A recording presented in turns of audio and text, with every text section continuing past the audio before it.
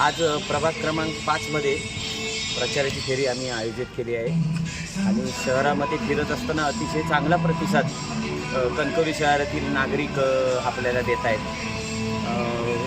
सन्माननीय आपले खासदार राणेसाहेब आणि पालकमंत्री नितेशजी राणेसाहेब यांच्या माध्यमातून जी कणकवली शहरामध्ये झालेली विकास कामं आहे, कणकवली नगरपंचायतच्या माध्यमातून लोकांपर्यंत आम्ही पोचवली जी कामं आहेत त्याची पोचपावती आपल्याला कणकवली शहरातील जनता 2 तारीखला देणार आहे। मूळ मुद्दाच आमचा विकासाचा आहे। विकास हा एक हेतू धरून आपण काम केलेलं आहे। गेल्या 5 वर्षाच्या या कार्यकाळात आम्ही जी विकास कामं केली ती अतिशय चांगली विकास कामं केली। डेव्हलपमेंटच्या बाबतीत आम्ही कुठेच कमी पडलो नाही। त्याच्यामुळे कणकवली शहरातील जनतेला पुन्हा भारतीय जनता पार्टीला या सत्तेवर बसवायचं आहे। त्यामुळे मी असेल, माझे 17 नगरसेवक असतील, हे या उद्या येणाऱ्या 2 तारीखला त्यांना चांगलं मतदान होऊन 3 तारीखला 17च्या 17 नगरसेवक आणि नगराध्यक्ष या कणकवली नगरपंचायतीवर निवडून येतील। काय आहे, दर निवडणुकीला राणेसाहेब विरुद्ध सर्व पक्ष एकत्र येतात, तसेच या निवडणुकीला आलेले आहेत। त्याच्यामुळे आम्हाला ती सवय झालेली आहे की सर्व पक्ष विरुद्ध आम्ही, त्याच्यामुळे याही वर्षी तेच।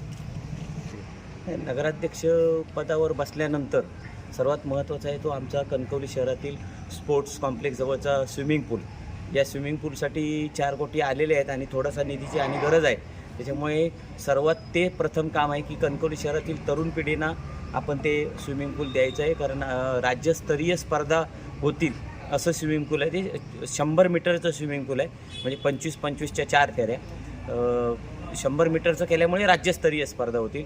आणि कणकवली शहरामध्ये भविष्याचं 25 वर्षाचं पॉप्युलेशन, 25 वर्षानंतरची लोकसंख्येचा विचार करून कणकवली शहरामध्ये आम्ही DP रोडच्या माध्यमातून जाळं विणलेलं आहे। त्या रस्त्याचा जाळ्याचा जो उर्वरित भाग आहे DP रोडचा तो आपल्याला पूर्ण करायचा आहे। आपण कणकवली थिएटरकडून जर आपण सुरुवात केली तर तो रस्ता असा सिटीच्या बाहेरून रेल्वे स्टेशनपर्यंत जाणार आहे आणि तिथून परत आपल्याला दुसरीकडे रस्ता काढायचा आहे। त्याच्यामुळे ते मेन विजन आहे।